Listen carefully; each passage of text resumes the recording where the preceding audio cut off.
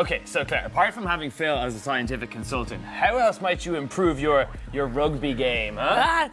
Yes, I guess a rocket would help. Yeah, rockets would be great. Unfortunately, that's a long way from happening. But we do have someone in studio who's going to give us the latest update on all that's happening in deep space. Yes, there's massive intergalactic news, guys. Plans for missions to Mars, and even further where we might encounter aliens. Now, here to give us our space update is Dr. David McKeown from Trinity College. Hello, Dr. David. Hey guys, how are you? Good, to have you back. Very welcome to the show. So, to begin with the basics, David, what does a rocket scientist actually do?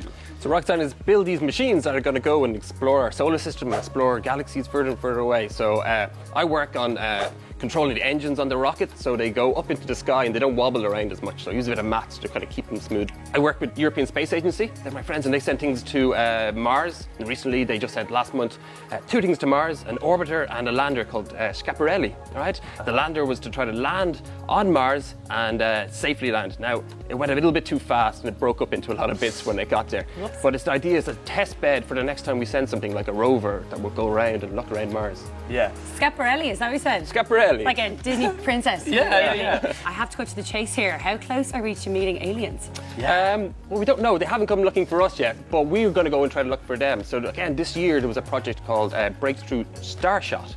And that was a mission that was going to try to send loads of little spacecraft into our nearest sun. So our nearest sun is our sun, but the nearest sun to that is called Alpha Centauri. And there's 3 stars there. And we'll go, well, if we send a spacecraft there with a camera, maybe we can take pictures and send them back to Earth. Now, it's very, very far away, so we have to get these little spacecraft. We're going to send hundreds of them up there, and we have to send them really fast to it. So we're going to put them up and then hit them with lasers to accelerate them to get up to these speeds, right?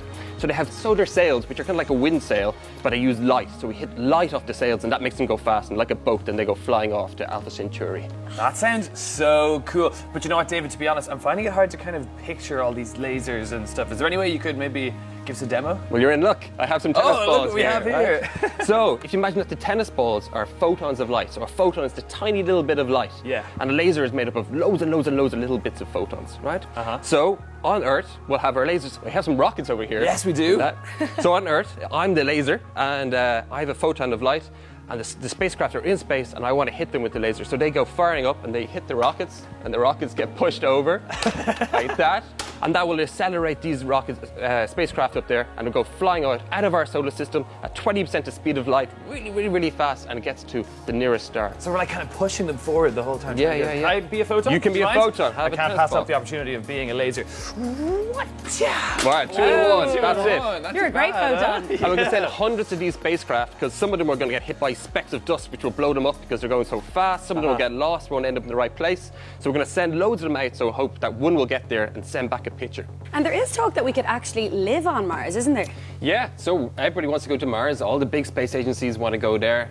NASA, European Space Agency, the Russians, they all have plans to go there. There's a guy called Elon Musk, and he has big plans that he revealed this year to send hundreds and hundreds of people. He wants to create this massive spacecraft that's going to kind of ferry people back and forth, 100 people at a time. So you're going to go in that spacecraft, there's going to be anti-gravity games, you're going to have all great fun. Then when you get there, they're going to set up colonies and people are going to live there forever. Or you can go back and forth, but that people will have their houses there. So that's the kind of plans that are being made at the moment. So, Dr. David, you've made that sound plausible and pretty inviting, but I think for the future I'm just going to stick to Spain for my holidays. What do you reckon, Simon? Yeah, me too, yeah. Play it safe. David, thank you so much for coming in and giving us this wonderful space update. No problem at all. Glad to be here. Thank you. Now, that was really fascinating stuff. And funnily enough, myself and Claire actually got a taste of what life might be like in space. Yeah, we met with Dr. Mark O'Greafa, who is Ireland's one and only aquanaut. And he was able to tell us about how he lived underwater for 8 days. I know, sounds